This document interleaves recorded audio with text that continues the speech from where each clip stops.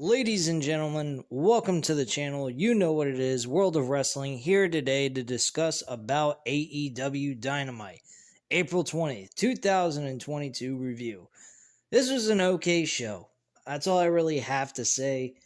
There were some good things about the show. There was some, I was a little kind of bored in some cases. The show was not terrible. There was no insult to my intelligence by any means.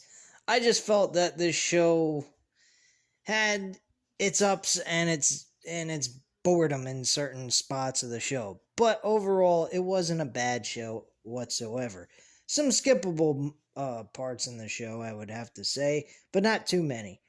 Bottom line, the show ended with Darby Allin and Adrade El Idolo closing up the show in a coffin match, which I was a little disappointed in the idea of Darby Allin winning this match, simply because Adrade has not had a major victory at all in this company yet.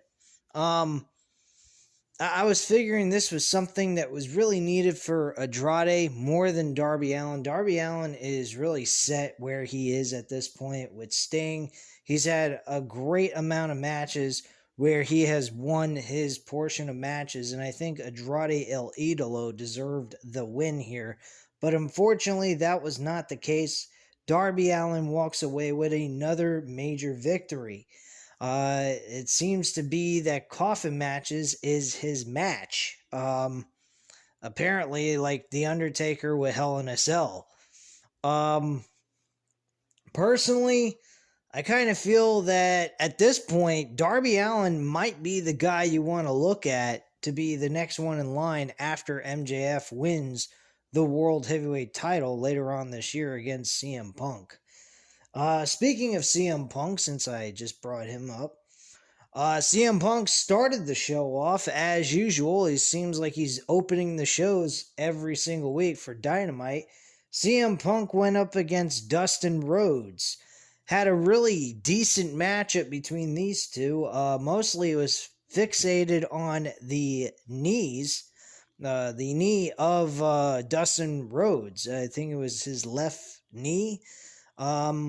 In certain points, Dustin Rhodes was selling the knee issue that he was having throughout the entire match. CM Punk worked on his legs a lot throughout the entire match, which helped him out throughout most of it.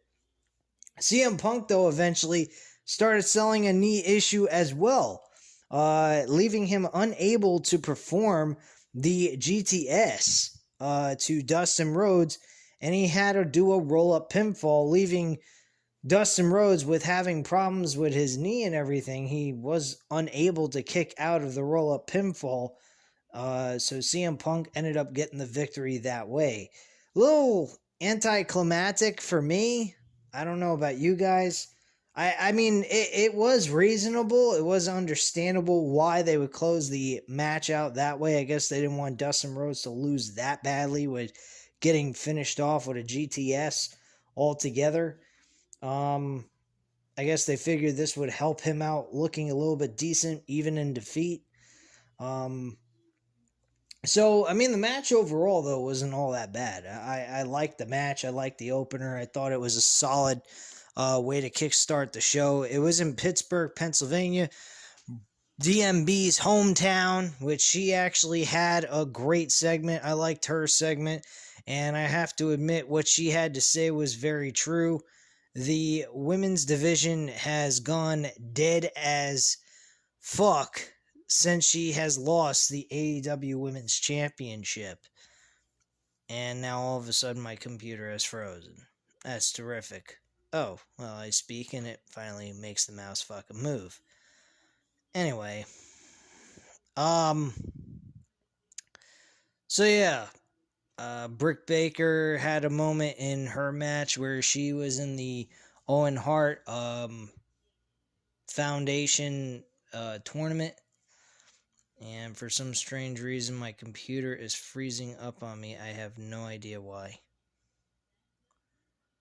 This is very strange. Yeah, I'm working off of the computer. I normally don't do the fucking live shows, and I'm trying to use the other one that I purchased, and it's giving me a little bit of a hiccup here. So bear with me. I don't know why. This is a newer computer, and the older one seems to work better than this one. What a fucking joke. Anyway, I don't know. Whatever. This fucking piece of shit. I'm ranting about a computer. Go figure that one out. But, yeah, we also had MJF in a box, a fan box, and, that was kind of a nice image. A lot of old school stuff, something that Triple H used to do with Evolution, with Ric Flair, Batista, and Randy Orton back in the day when they were running roughshod through Monday Night Raw. Thought that was a pretty cool sight to see that he was in some other place than just at the commentary booth, because usually that's where he's been for the last couple of weeks. He also made Wardlow have to go ahead and come into the arena handcuffed with people following him to his locker room. He was also insulted by the scumbag lawyer that works with Jade Cargill and so forth. So that was really fucking abnormal as well. So yeah, he had to be escorted to his locker room. He was handcuffed. Finally, after a moment of that segment, he finally said, "Is someone going to get my bag for me?" Which I was going to say, where the hell what are they doing? Leaving his bags behind? What is he going to do? Go out and wrestle in a suit? Like, what the fuck? That made no sense. But yeah, that was one of the things that took place on the show as well. So Wardlow went against Butcher. This match was actually pretty fucking cool. I actually enjoyed this match very much. Butcher put on a good match with Wardlow, and Wardlow, man, he was powerbombing Butcher like he was a fucking ragdoll, dude. This guy was getting his ass kicked. I mean, like nobody's business. It was really fucking sick. I think he delivered about 4 power bombs to Butcher, and then finally pinned him. And MJF was not too happy about that. Also, on top of that, Wardlow had to come out in his without any music at all. Literally, he came out with no music at all. And to me, it reminded me of the Giant from WCW / Big Show. It kind of reminded me of that. It was very weird. So we're not normally used to something like that where someone comes out with no music. Last person that did that and accomplished that was Tommaso Ciampa playing a heel character with Johnny Gargano. So yeah, it's pretty fucking badass. Anyway, now that I got everything running and going here, a little bit better, and I can get this done in chronological order. After the match with CM Punk, he embraced Dustin Rhodes. They helped each other up, and CM Punk shakes his hand, and Dustin raises Punk's as well.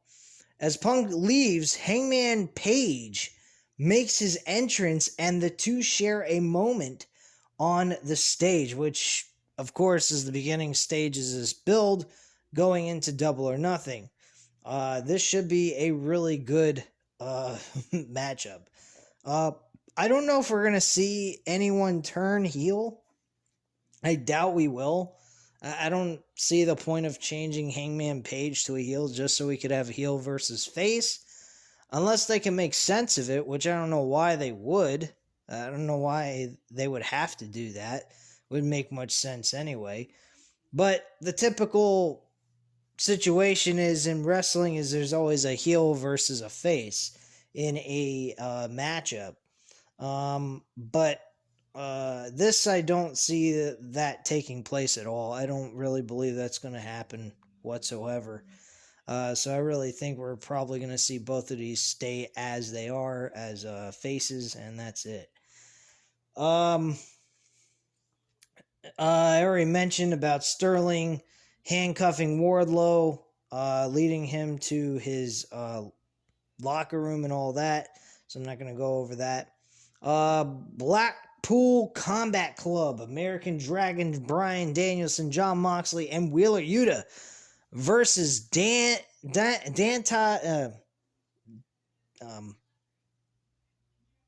Martin, or Dante Martin, I should say. Dante Martin, Lee Moriarty, and Brock Anderson in a 6-man tag team match. Why we didn't get Dante Martin and his brother teaming together, Top Flight, and Brock Anderson, I have no idea, but that did not take place here in this match. But Dante Martin, once again, he's been absent on Dynamite. Here he comes back. He still is fucking amazing. I would love to see Dante Martin part of the Blackpool Combat Club. This guy has got it all. He is a fucking amazing talent. He is a high flyer. He does a lot of amazing shit in the middle of that ring. And he's a hell of a fucking babyface. Somebody that a lot of people could get behind. He's an underdog waiting to happen that could make it to the big times. I've been watching this guy all year long, and he has just been a stellar of a performer. And I think a black horse, you could say, because nobody expected him to make it on his own as a singles competitor. I mean, he had the talent, but I don't think anyone imagined him being able to make it by himself, but he did anyway. I thought that was very impressive. And he's still showing that he has the capability of making it out on his own. Because he didn't have his brother along with him in this matchup. So, stellar job by Dante Martin. He was excellent in this match. He was the thing that stood out the most on his team. Wheeler Yuta had some brief moment in this match where he displayed some good talent. Bryan Danielson, of course, always showing his skills in the middle of the ring. And then Jon Moxley, he's the one that closed out the match with a paradigm shift onto Dante Martin to get the 1-2-3. Before the paradigm shift took place, all 3 members from Blackpool Combat Club were destroying all 3 opponents simultaneously in the middle of the ring. We had fucking Wheeler Yuta doing elbows to the shoulder and traps, or the traps and the neck in between there. We also had fucking Bryan Danielson clocking the shit out of Brock Anderson. I believe it was Brock Anderson, with fucking straight stomps to the face like nobody's business. And then Dante Martin was just being strangled and then forearmed in the fucking mouth while he's practically pinned down to the mat, then picked up and paradigm shift and driven right into the mat for a 1-2-3. And that's basically how that match ended. Overall, it was a pretty good 6-man tag team match. Dante Martin stood out like a hot glove, and he was fucking amazing in that match. I gotta give him a lot of credit. He was awesome. Next was Adam Cole backstage with his 4 boys, the Young Bucks and the Red Dragon. Kyle O'Reilly asked, where is the Young Bucks of old? And admits they've all lost lately, but they have to turn it around and live up to the name of the Undisputed Elite. Tonight, he's going to qualify for the Owen Hart Foundation tournament, and Adam Cole agrees, saying as a team they won't be stopped. All the Bucks' other friends are gone, but they're still here. And Cole pitches an open challenge, an open 10-man tag challenge for next week, and they can't do it without the Young Bucks, and they need them. So please think about that. Think about it, and and that's how the segment closes and everything else. Back from commercial break, we get a video package of Samoa Joe versus Jay Lethal, Sanjay Dutt, and Satnam Singh. Tony Schiavone introduces Tony Khan, our newest huge announcement is being mentioned here. Tony Khan introduces the president of New Japan Wrestling. We are getting the Forbidden Door. That's the name of this pay-per-view on June 26th. With New Japan Wrestling and AEW. Both promotions performing at this event. This is on pay-per-view.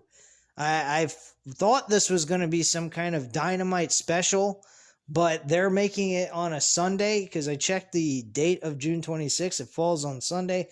So that will be a pay-per-view standalone event where both parties will actually perform under the same roof. We will see New Japan Wrestling's World Championship being defended. The AEW World title probably will be defended. We don't know what titles will be defended, but I'm pretty certain one of the major world titles will be defended at this pay-per-view. What I would love to see is CM Punk versus Okada for the AEW World Championship if he happens to win the world title from Hangman Page. I think a lot of people would enjoy seeing that fucking match. I'm straight up, man. I think a lot of people would enjoy that. I know this is not AEW versus New Japan Wrestling. At first I was thinking that, but I was talking to my friend and he was like, nah, man, they ain't doing New Japan versus AEW with every single match. They may do a few, but it's not going to be like every single match AEW versus New Japan Wrestling. It's not like Survivor Series, thank God. But to see Okada compete for the AEW World Championship against CM Punk, I would definitely pay money to go watch that event. That is definitely a money grabber right there. So yeah, I would definitely be okay with that. What other things? Oh yeah, during this segment we had not Jay White, but Adam Cole interrupted, made the big announcement for both Tony Khan and the president of New Japan Wrestling, and then introduced Jay White. Jay White pretty much mentions that this isn't about AEW or New Japan Wrestling. This is about the Undisputed Elite and the Bullet Club.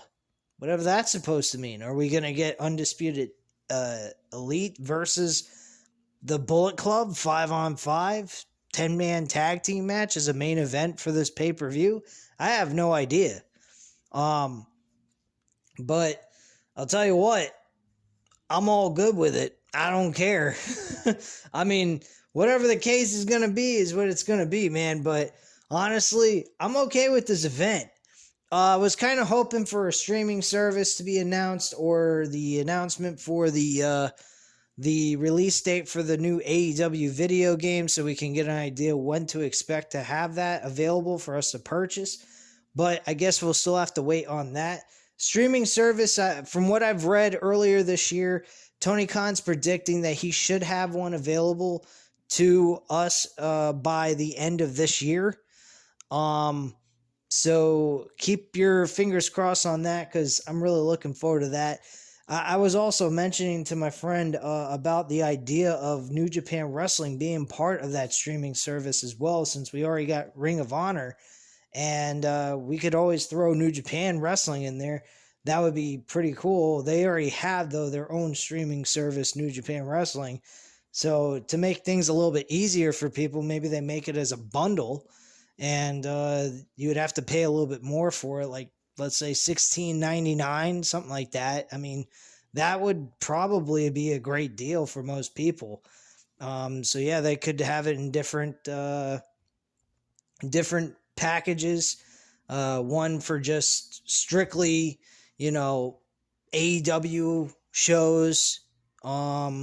They could do it and make that like $7.99, and then you could also do $9.99 with both Ring of Honor and AEW, and then if you want to have all three, it's like $16.99. That kind of package deal. So that's just kind of my thoughts on that. What they could do with that, who knows? But just thought that would be a fun little thing to add in here in discussion with this entire streaming situation. But yeah, that's pretty much what's taking place here for this big announcement that was made. So Jade Cargill and her pals Red Velvet and Kiera Hogan, which I'm not sure why Red Velvet is now friends with Jade Cargill. They were enemies at one point, and now they're best friends. I don't understand that whatsoever.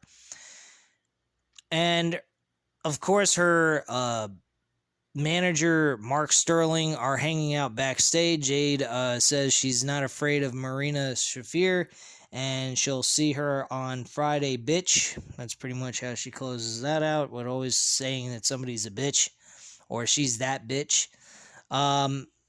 MJF and Sean Spears interrupt from a skybox, and MJF pokes fun at the crowd, who they cheer, including Wardlow, and he says Wardlow is a nobody, and since he's a nobody, he doesn't get a entrance music. So I already mentioned about Wardlow and his match with Butcher. That was a pretty decent, entertaining match. So, pretty cool there. I enjoyed watching that match. That was pretty good. We also then go to a promo with Eddie Kingston. He tells Daniel Garcia none of their stablemates will be allowed in the building for their match, and tells Chris Jericho to watch because everything he does to Garcia is meant for him. He's going to have fun whipping Daniel Garcia's ass, and his friends and family won't even recognize him anymore. You reap what you sow, but Eddie Kingston doesn't sow, he only reaps. And that's pretty much it. Jungle Boy versus Kyle O'Reilly. What the hell? I had something stuck in my throat. Jungle Boy and Kyle O'Reilly was actually a very entertaining one-on-one match. This is really an awesome matchup. These two guys really were highlighted a lot throughout this match, had a lot of airtime, and was given a lot of time to show off their skills. Unlike something like NXT, which I heard last night from JD was a abysmal fucking show. Absolutely terrible. I thought I'd give it a shot and see what he has to say about NXT. Not that I figured the show was going to be any good, but it was 10 times worse than what I thought. And every match he claimed was about only 4 minutes long, except for like one match, and that was it. This match was given plenty of time on the show. A lot of good wrestling took place here with Jungle Boy and Kyle O'Reilly. Kyle O'Reilly actually picked up the victory with diving knees to the kidneys, and the match was officially over.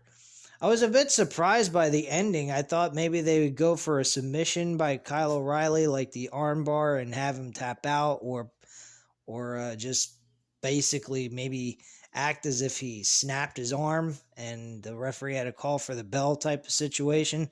But none of that really took place. We just see a diving knees to the kidneys and then a pinfall for the 1, 2, 3, and that's how the match ended.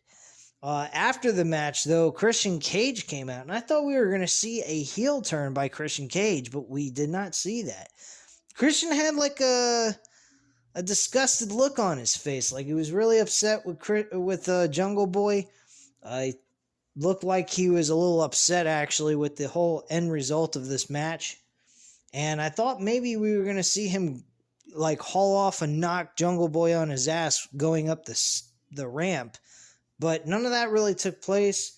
It just ultimately went to, I believe, another segment, or went to a commercial break. Give me one sec. Oh, it went straight to Maxwell Jacob Freeman. He says that Butcher didn't get the job done, but there's a lot of money where that came from, and much like a snake, when he decides you're his prey, he doesn't matter how big or how bad you are. All it takes is one bite. And out came Jake the Snake Roberts. And he says everybody has, well, they didn't say everybody has a price, but he says this is what it's all about. You can talk about your you're wrestling and all this nonsense and certain other things. She just kind of rambled on and on. He was sweating profusely throughout this entire segment. I swear to God, I thought maybe he ran on a treadmill before he got on television because he was sweating buckets. I hope he's doing all right health-wise and he's not having any kind of health issues. He might have high blood pressure for all we know. Hope he gets that checked out and gets himself squared away because he didn't look so good. He looked really like he was sweating quite a bit. So a little worried about his health. Out came Lance Archer. He threw the money down on the ground. He didn't give a shit about that. He says, I don't give a shit about the money. I just care about destroying people. And he looked at Wardlow and he said, everybody dies. And shoves the cameraman out of the way. And I'm just saying to myself, what the fuck kind of promo was that by Lance Archer? That was one of the worst promos I have ever seen Lance Archer conduct ever in his career. At least in AEW anyway. But that was terrible. Every time Lance Archer comes onto television, he's always set up in a position where he's going to lose. I don't get this shit. How are we supposed to take him seriously?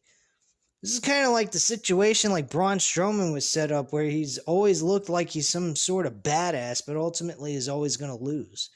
Makes no sense. Like Lance Archer is AEW's Braun Strowman type of situation here. I don't get it. But hey, it is what it is. And, I don't quite understand what the hell they're doing, but whatever the case is what it's going to be, I guess. We had Anthony Henry go up against Hook. This was a very quick squash match. Ugh. I can speak, I think. But Hook went ahead, made quick work of this guy. Ends up defeating him with a submission. And basically, he ends up losing the match anyway. After the match was over, Danhausen appeared during the match. I forgot to mention. This guy Danhausen, it really needs to go. I'm not really caring for this dude at all. He's not entertaining me. He's not funny. This whole thing with the curse. Oh, you're cursed. Like, I don't get this. Like, am I supposed to be intimidated of a fucking little painted up face wannabe Sting who acts like he's a devil worshiper who can go ahead and supposedly curse people and make them fuck up in their matches, and yet Hook's one of the people that doesn't get cursed. He doesn't care. He's like an emotionalist. He's unemotional. He has no emotion whatsoever. He's like a fucking Terminator in the middle of the ring. Like, he don't give a fuck. He's a machine. But after the match was over, since he wasn't cursed, Danhausen's going, well, if I can't curse you, I'm going to wrestle you. And I'm like, what the fuck? I was saying, oh, please, Hook, destroy this motherfucker. Please, just snap his head completely off his fucking shoulders. Decapitate this bitch. Because he is fucking annoying. I didn't like him in Ring of Honor before they were purchased by AEW. I don't like him now. I think he is a fucking retard. The character makes absolutely no sense. He doesn't even wrestle. He has nothing to, bite your teeth into. He's a fucking retard. He belongs in a WWE. He belongs in WWE. That's really where he belongs. He's a fucking retard. He's like the 24/7 segments, man. I don't like Danhausen. I think he's a waste of fucking space and time. The guy has nothing to offer to pro wrestling. I don't know what the fuck he's doing. Let him have a fucking wrestling match and show us how he can actually wrestle instead of pretending he's cursing people. What the fuck? Get out of here. Alright, so Frankie Kazarian makes an appearance in AEW Dynamite. We haven't seen this guy in God knows how long. It's been quite a fucking while. So, during his segment, Frankie Kazarian requests to challenge Sammy Guevara for the TNT Championship. Well, ultimately, this brought about Scorpio Sky saying, please don't do that. Hold up real quick. Give me a second to regain my TNT championship against Sammy Guevara first. And once I win, I will give you first crack at the title. And he kind of second guessed it. He was kind of like, I don't know about this. I want my damn title shot now. I don't give a fuck about you. But he also was very appreciative. He was saying, look, I know that you helped me in my career. You're the one, and Christopher Daniels helped me get where I am today in AEW. If it wasn't for SCU, I wouldn't have reached the level I'm at right now. So he just asked him as a favor to allow him to get the first crack at the title so he could possibly regain his championship that he lost. Frankie Kazarian, stood there for a few moments, thought about it, and then said, you know what, you're right. I'll take a step back for a moment, give you a chance to get your title back. And since you're saying you're going to give me a first crack, we're cool. Go ahead and do it. So that's what basically happened here. So at this point, we went with Sammy Guevara and Tay Conte. This was actually good. I like the new look of Sammy Guevara. He looks like he's got a small touch of the Inner Circle with his own kind of, twist on it. The way he looks a little like the old Sammy Guevara we knew in Inner Circle, with him just being by himself with Tay Conte. So I really like the look. He was wearing a jacket with fur around the collar, which I thought was kind of cool. Reminded me a little of like what Seth Rollins has been wearing, only it wasn't outrageously ridiculous. But it was pretty nice. He looked pretty good. He got a backwards hat. He's with the hot girlfriend, all that shit. And this is basically what he said. He says he loves this and he feels he's on top of the world as a 3-time TNT champion, which, by the way, should only be a 1-time champion, my personal opinion. With the love of his life in the ring with him as well. He loves everyone that cheers for him too, and he'll give them everything forever because they deserve it. As far as the rest of them that that turn their backs on us, the first chance you got, and why, you got one option: be mad. And he says, be mad because I got a hotter girlfriend than you do. So he's basically turning into a high school fucking prick, which Dan Lambert mentions. He says, the funny thing about you is you went ahead, you had one of the greatest talents out of everybody, out of this young group of people in AEW, and you shit it all away because you want to act like a high school fucking dickhead. Which I thought was funny what he had to say there. But before that, let's go into this. Men of the Year and Dan Lambert get on the stage, and Scorpio Sky asks if that's how it's going to be. Turn his back on the fans and everyone who supported them. The feeling in the room right now isn't screw them, it's screw Sammy. All Ego Ethan Page gets on the mic and says, not a single person here paid for a ticket to see him talk into a microphone, and the only reason they're not kicking his ass right now is because Dan decided tonight is about business. Lambert talks about youth being wasted on the young and says Sammy is a perfect example of that. He spent so much time to win these people over, and he wasted it because he wanted to act like some high school douchebag who can't take his tongue out of his girlfriend's mouth. That was fucking hilarious, man. I gotta give Dan Lambert credit, man. Whether he's a heel or a face, he's still fucking good, man. He gives Sammy 2 options. Give Sky his rematch or take a beating from Man of the Year.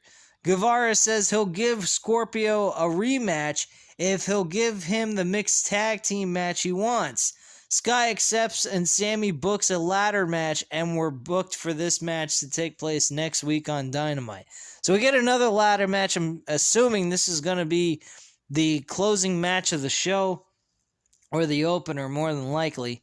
So I'm going to go with the close, the main event for the show for next week's Dynamite. That's pretty much what I'm assuming it's going to be. The House of Black cuts a cryptic promo that about how they're owed a debt, and Hakira flew too close to the sun, so next week the sun dies. I don't get what the fuck the House of Black have been doing lately, but their promos, their whole shtick has been just dying off, in my opinion, just because they're not being utilized on live television. That's the way I feel about that. Brett Baker versus Danielle Camilla for the Owen Hart Foundation tournament qualifying match. Brett Baker, of course, wins this match hands down with no problem. She walks away with the lockjaw being applied and the submission victory. She also came out with some of the two football talents from the offensive team. Najee Harris, the running back for the Pittsburgh Steelers, and their tight end, I forgot his name. Shit. Forgot the fucking name. She came out with the tight end from the Pittsburgh Steelers. His number's 88.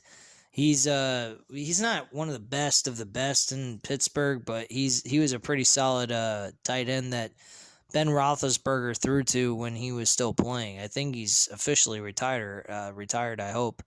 But anyway, she says that last week, the last few weeks have made it clear that the women's division is a disaster without her.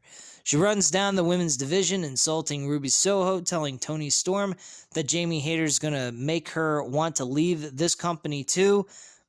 She thought that it was bad that she got cake thrown in her fucking face. Well, imagine this. You losing to Jamie Hayter and also leaving the company as well. She says Jade Cargill called Pittsburgh ugly, but the only people here that wanted to see her are the baddies she comped tickets for. So we then get a video package of Serena Deeb versus Hakira Shida, promising a feud ender next week. Not that this was a big deal anyway. Nothing big happened there. Commentary hypes up our matches for next week. Excalibur reaching knee micro machines guys level of verbal speed. Never mind. This is what cage side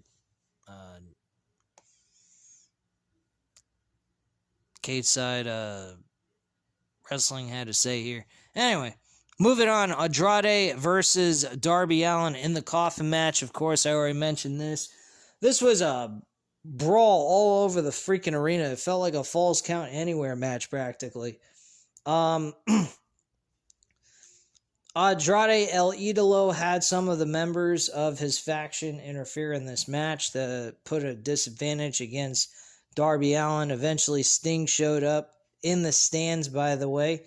I believe I saw a independent rapper by the name of Tom McDonald there during that portion where Darby Allin and Adrade were actually battling in the stands. And I think I saw him because he had some tattoos on his face, which is what Tom McDonald has on his face anyway, some tattoos all up and down the side of his face. So he's a very good rapper. He raps about a lot of different stuff, very controversial things about current events and stuff like that. That's really good stuff. Highly recommend you guys check him out. He's really good at his craft and what he does for rap music.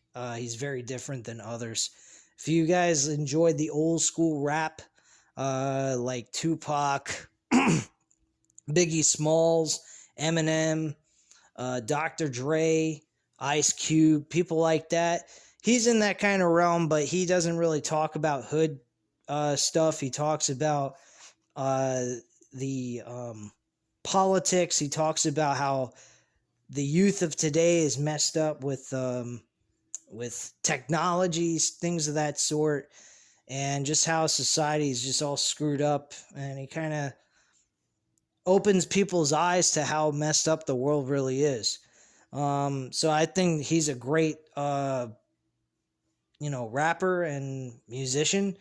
He's also was a former in-ring wrestler. He trained for 10 years to be a wrestler, but unfortunately injuries caught up with him and he didn't make it. So he actually has a love for pro wrestling.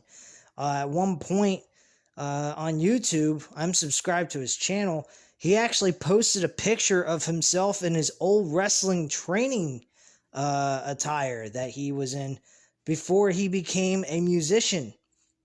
And I made comments on that picture, and I was talking about how WWE sucks, AEW's better, and all that shit.